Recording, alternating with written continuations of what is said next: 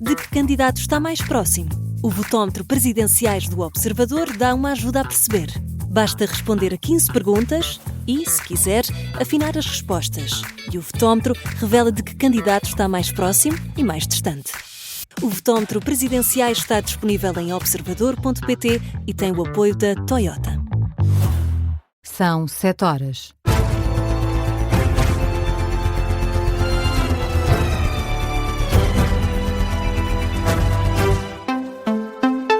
As notícias com Miguel Gato.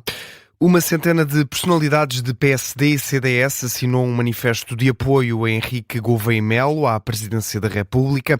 Nomes como Ângelo Correia, António Capucho Ministro, Carmona Rodrigues ou Fernando Negrão fazem parte da lista divulgada esta manhã. Numa nota enviada às redações, pode ler-se que o contexto internacional, a somar a ameaça dos extremismos à democracia, são preocupações particularmente importantes.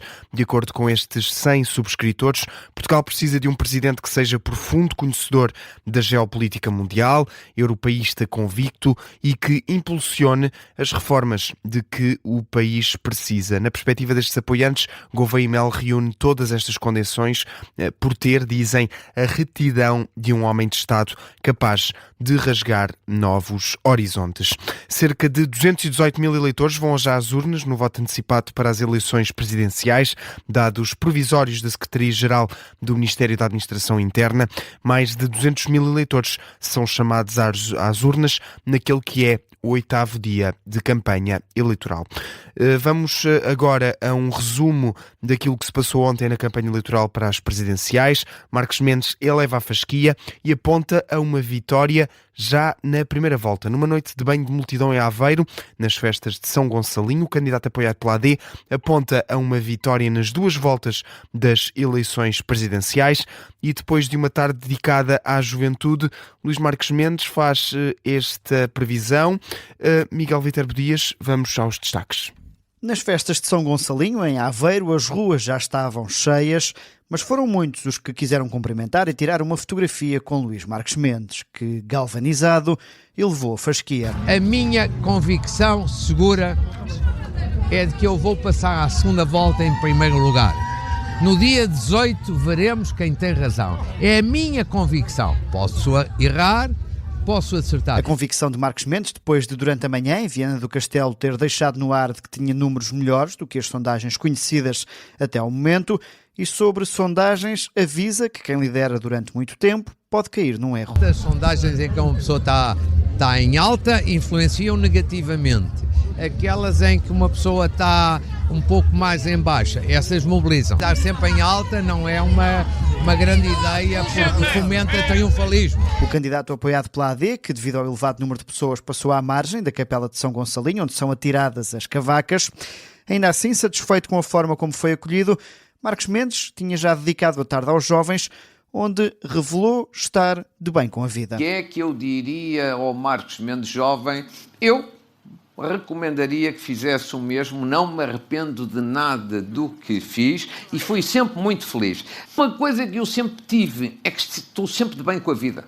Sempre de bem com a vida. Eu não estou propriamente assim zangado com ninguém. E sabendo que há adversários que se movem melhor no mundo digital, admitiu que falha no TikTok, mas que a prioridade é outra. Há alguns que são melhores do que eu a falar dos jovens no TikTok ou a fazer números sobre os jovens no TikTok. É verdade.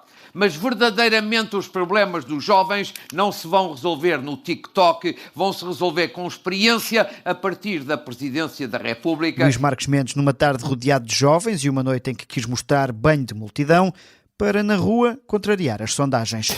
Miguel Viterbo Dias a acompanhar o dia de campanha de Luís Marcos Mendes. A caravana do candidato apoiado por PSD e CDS segue hoje para Ovar e o dia termina em Lamego.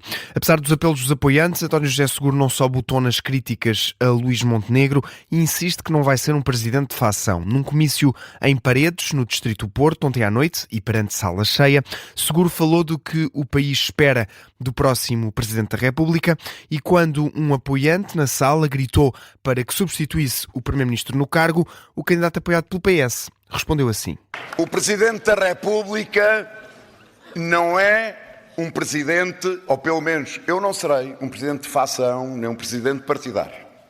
Não serei sequer um primeiro-ministro de sombra. Eu venho para ajudar a resolver os problemas dos portugueses. Depois, nas eleições, cada português decide como quer. Agora, nestas eleições presidenciais, eu quero ser o presidente de todas e de todos os portugueses.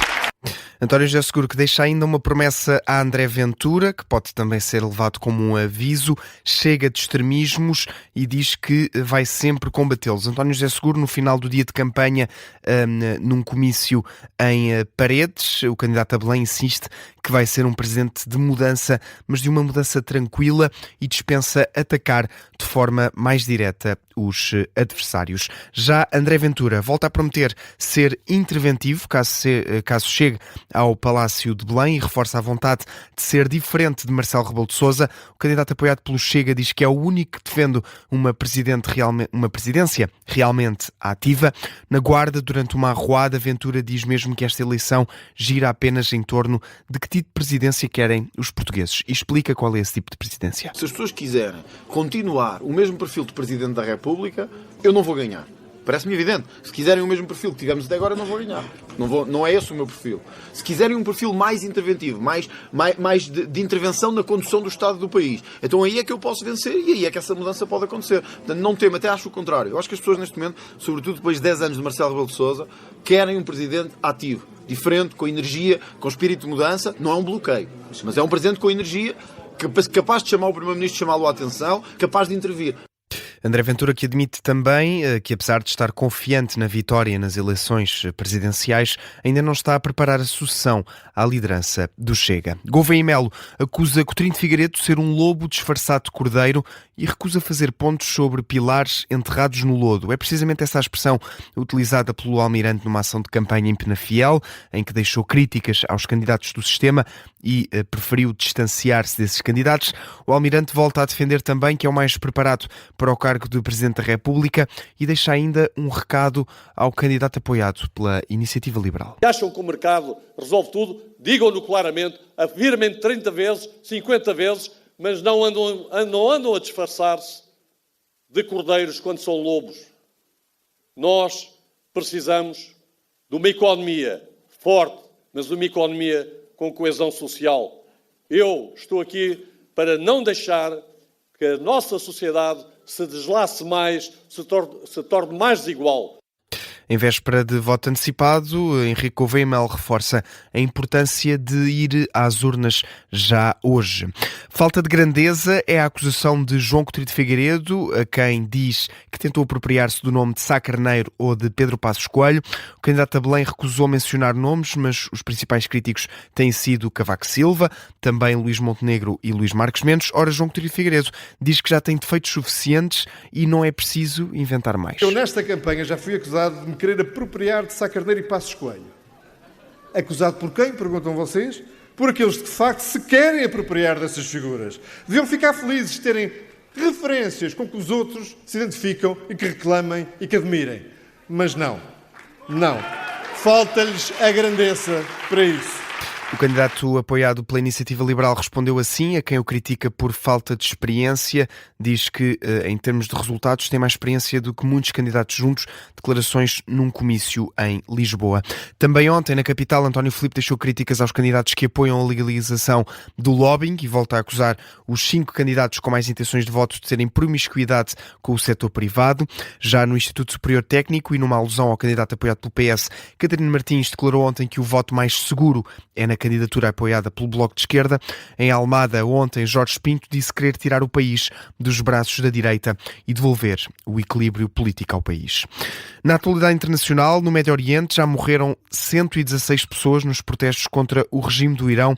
É o que avança a organização não-governamental criada por exilados iranianos. De acordo com esta agência para os direitos humanos, com sede nos Estados Unidos, o número de detidos também aumentou para mais de 2.600. O Irão continua com as ligações cortadas no país, o que faz com que seja difícil avaliar o impacto destas manifestações. São já 2 dias que o país está sem internet e sem linhas telefónicas. E Donald Trump pondera seriamente um ataque no Irão em resposta à repressão mortal nestes protestos contra o regime. É o que avança o The New York Times. Segundo o jornal norte-americano, o presidente dos Estados Unidos foi informado de novas possibilidades de ataque, mas ainda não chegou a uma decisão final. Foram apresentadas várias opções, incluindo ataques a alvos não militares em Teherão, a capital iraniana.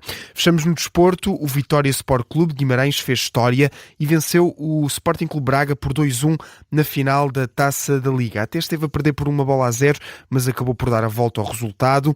O Braga poderia ter igualado o marcador já nos descontos com uma grande penalidade, mas o guarda-redes vitoriano Charles defendeu esta grande penalidade.